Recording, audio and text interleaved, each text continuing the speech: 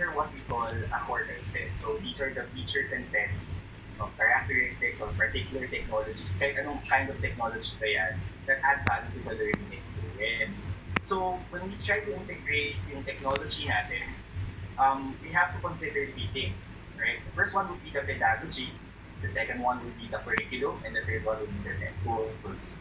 It's not necessary na tech tools muna kasi ang technology naman po hindi naman siya replacement to pedagogy. At the end of the day, if you are a good teacher, you can run the class.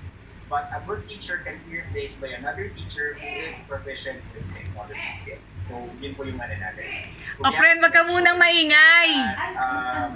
We train the teachers as well in putting all these tools and pedagogy and curriculum together. So, in terms of integration po, I'd like to mention also that we have a framework. This one, we can share this with you. So this is what we call the SAMR model for tech integration. So S stands for substitution. So kumbaga sa kape, isang black coffee lang siya. A is augmentation. We want to add more. So maglalagay tayo ng gatas, magiging latte siya. Pag yung M naman, modification, yung latte na natin, yung kape na may gatas, lalagyan natin ng konting caramel. O kaya parang 3-in-1 na siya na merong flavor. Tapos yung R naman is your definition. So this is the creation of the task. So yung 3-in-1 natin, lalagyan pa natin siya kunwari na kakaibang flavor. So as Filipinos, we are very much innovative in making sure that our activities are varied. So ito yung for tech integration naman in the classroom or in the online classroom. So we can reinvent, wala naman pong masama na i-try ang mga bagay-bagay sa panahon na ito because at the end of the day, the goal is for kids to learn. I also have here a learning at home schedule. So you will see there yung mga bagay na pwede nyo gawin. So say for example, for Monday, you have a video activity. Meron din kayong activity on what to do, application and their scope work. So these are for the teachers.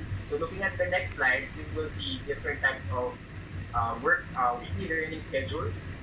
Plus, I also prepared some worksheet on comparing and contrasting. So this is the time that you can maximize the technology that is available.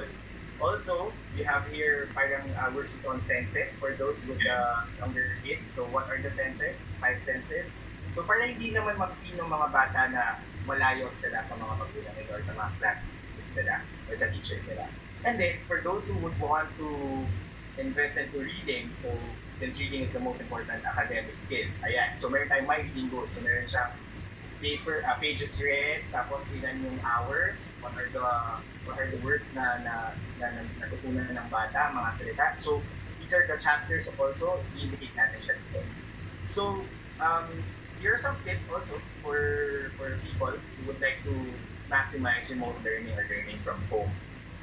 So first, you have to understand that the first tip that we want to give is to make a plan. So the school and the teacher will prepare your lessons, but it will be good also if you will plan. So for the parents po, and for the learners, you will plan ahead. How will you be studying at home?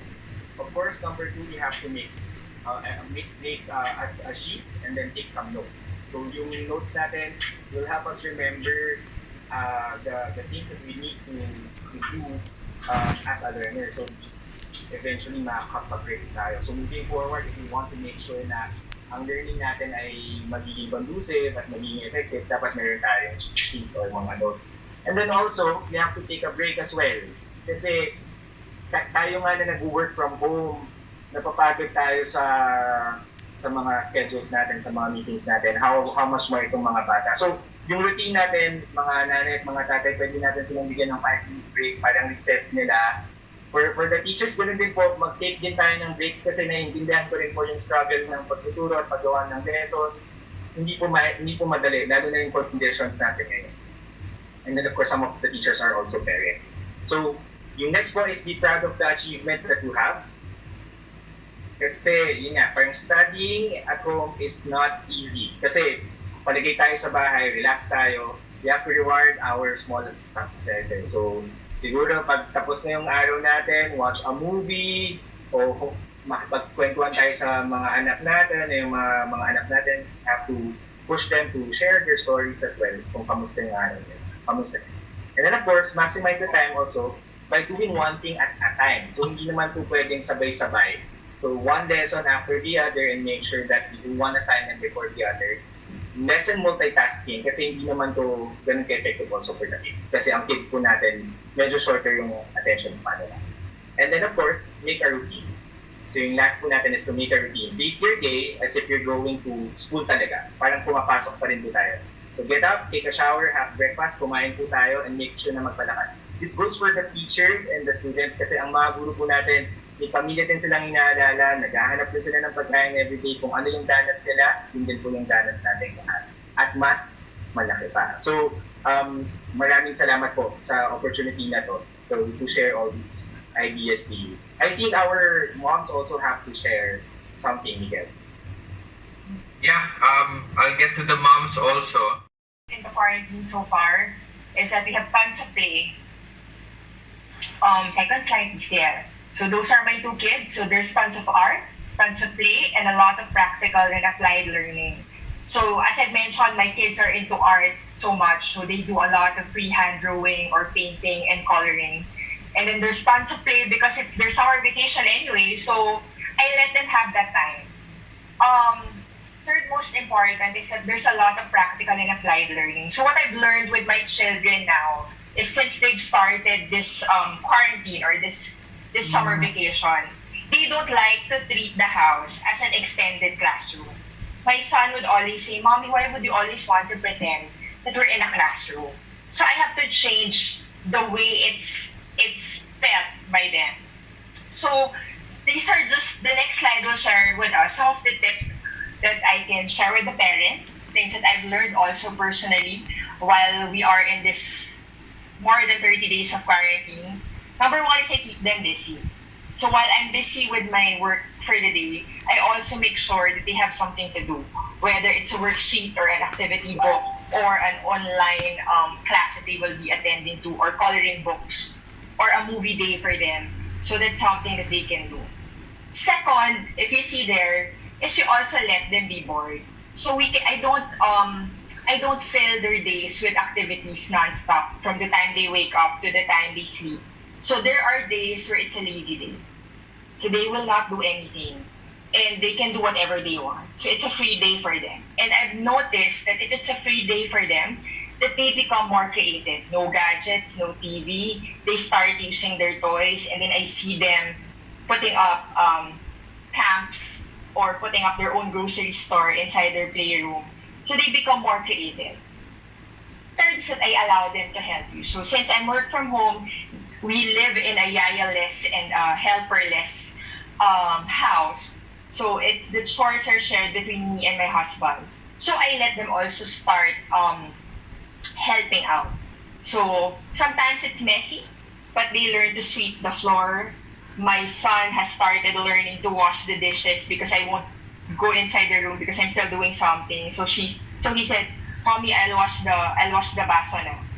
So when I checked, it's actually washed perfectly. So natuto sila because of me allowing them or us allowing them to actually help us out. Fourth is that we give them a job.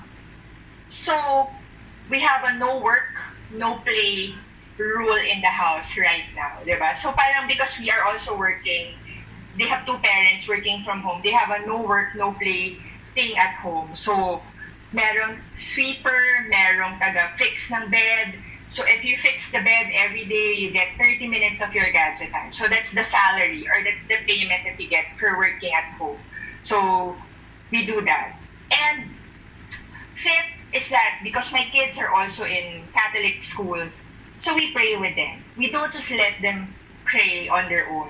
We actually pray together, like before they sleep, or sometimes I also am part of a community, Youth for Christ, Singles for Christ, and Couples for Christ. So there's an online praise fest. So I let my kids join that, so they get to experience worship and prayer also at their very young age. And lastly, I let them be kids.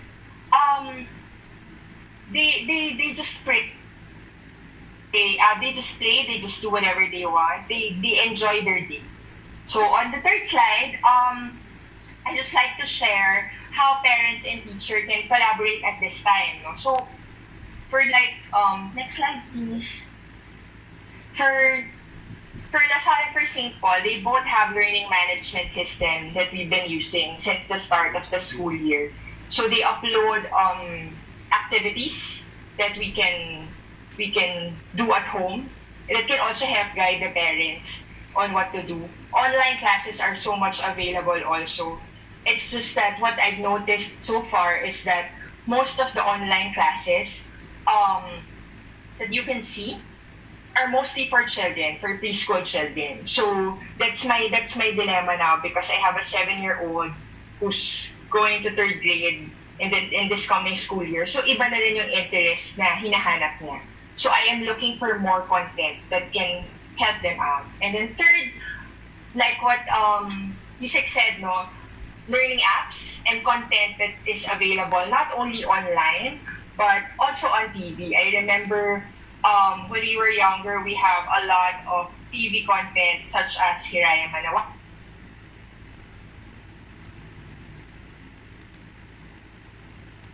E-skwela, where we get to learn so many things outside of school. So the learning also is extended without necessarily making us feel that we're in a school inside the house. So I guess that's something that that can help us more as parents because the challenge also is that not all parents are equipped to have the patience to teach also their children. You know, teaching is a vocation that is different. Iba talaga siya. You are very gifted if you are a teacher. I was raised by a mom who's a teacher. So the patience to teach is really something. And not all parents are equipped to have that. So the more tools that can be provided, like what DepEd is doing now or what Mark has shared with us, will actually make parents like me more confident in actually teaching our children or helping them learn from home while we are all in this situation. Para when what we don't want kasi to happen is when we go back to school, nakalimutan na nila yung lessons nila from the last school year, which is normally what happens on a regular summer vacation. But now that it's kind of longer, the challenge is even bigger for us to ensure that the lessons are there, it's stuck, and they've actually learned something, and that they see it every day. So from planting to mathematics to even Filipino. So yeah, we started learning Filipino also in school and at home. So mas nagtatagalog na kami now sa bahay kasi mas mahirap siya because there's no more content. It's also Filipino. So that's something also that can help us as parents. So those are just the 3 slides that I wanted to share with everybody because we believe that learning always starts at home. So it's always a practical parenting for me and my husband when we teach our children or when we do parenting with our children. Our lives lang here, no? So, pictures na yan namin ni Zika. So, but I wanted to share like some tools. Sige, can we go to the next slide? Kasi there. So, this is Zika's actually first Zoom call. Okay, talking about Zoom, a lot of people kasi are using Zoom now. So, and I think they've addressed naman their security issues, no? So, let's not forget lang siguro as parents that we need to, syempre kailangan nakatutok rin kahit papano, no? Like, we check on them as well. Like, intermittently, kung hindi naman kayang all the time na nandyan ka. Kasi, syempre, privacy is still something that we want to share also with our kids, no? That we have to protect our privacy.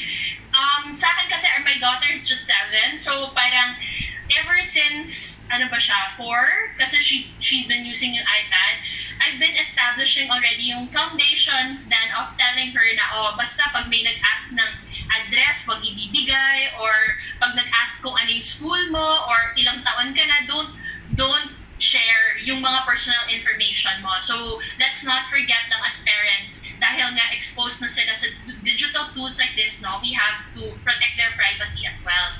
Okay, sige, next slide. And then, this is what we use. So, sa school naman ni Zika, we use Google Classroom. just like what Mitch said, no, before pa itong pandemic, no, that happened, or this enhanced quarantine, no, we already had this tool for mga bagyo. So maybe like schools can also have that already, be prepared for any instances like this moving forward. I'm sure lahat tayo nabigla dito, ano, but at least now we know, and at least we now have the tools like DepEd and Globe and all of these institutions are actually sharing with us, no? So yeah, so that's Google Classroom. They can already turn in yung mga homework nila dyan. They can also talk to their teachers dyan. Okay, and then next slide. So some assignments, no, I don't have a printer at home. So some teachers also might think na we parents have all of the tools na kailangan nila, like art paper or paper. Actually, wala akong paper dito for some reason. Naghahanap ako ng bond paper. Wala pala akong bond paper. So mga ano yan, mga nagamit na namin before na bond paper. Wala rin kaming printer. So whenever you create yung curriculum nyo, or is that the right term, Mark, no? Curriculum, no? Whenever they create a plan for their students, baka naman keep in mind na not all of us parents have like printers, have all of these materials on hand. So for digital tools naman, I think this is isang magandang best practice that one of their teachers have, no? Meron silang typing class kasi. So it's typing.com. So parents can actually, hindi naman siya paid. So it's a free tool that they can use as well. Kung gusto nila like matuto yung kids nila on how to type, lalo yung mga ka-age ng anak ko, no? Hindi pa masyadong marunong gumamit. So typing.com. Sige, next slide please. And then, meron din silang ginagamit na another app. It's called ctto. So, for example, PE, di ba? Paano kayo mag-PE? Pwede naman mag-exercise sila sabay-sabay sa Zoom. Pero what yung PE teacher does is nagbibigay siya ng a set of instructions via video, and then gagawin na lang ng students, and then isa-submit. And then this one also for Filipino, pwede rin siyang gamitin na parang dun ka na magpo-color kung wala ka namang crayon. So, may ganong feature itong ctto. Okay, next please. Another is this was not from the school, no? It was not like mandated, or it was not asked for us to visit, no? But I saw this online. It's called Brain Pop Junior. Brain Pop Junior has different subjects na nandun as well, and then may different videos already, animated videos. So cartoons yung nagtuturo sa mga bata. So dito nga natuto si Zika mag-send ng email. Apparently ngayon sobrang ganado siyang gamitin ng email. So next slide please. Nakakatanggap na ako ng mga emails like this from her, no? Ay, sige, next slide. So meron siyang mga one-liners na, "Mommy, I love you." Ayan. Ewan ko kung nakikita ng viewers natin. So dito siya natuto mag-email. So it's good to note also, nung nag-test siya, kami lang yung nasa address book niya. So para lang until she figures out like how to use the system. She also through this app also natuto din siya ng Boolean, basics of Boolean coding, ano pa ba, using camera. So ganun, maganda yung app. Ayan. So another thing that we do, meron pa ba? Like, include ko ba? Sige, next slide please. So another thing which I posted on Instagram today, if parents, no, they have kids na mahilig magbasa, there's this thing called Globe E-library. So what we do every evening, kami ni Zika before she goes to sleep, is we go through the books at Globe E-library. You can check it out. I posted it on my Instagram account as well. So si Zika doon nagbabasa ng mga books. May mga Filipino, she's not good ngayon kasi, diba, syempre sa nakikita nila sa YouTube, puro English. So, hindi siya masyadong magaling magsalita ng Filipino. So, but what we do is we have like Filipino Wednesdays also to encourage her to try to figure out how to speak in Filipino. Another thing pala, no, tama yung sinasabi ni Mitch na don't stop them from being kids, because sometimes, you know, in the most unexpected places, like for example, she plays Roblox, okay? So binabantayan naman namin kasi may mga Roblox account din kami ng dad niya, no, ni EJ.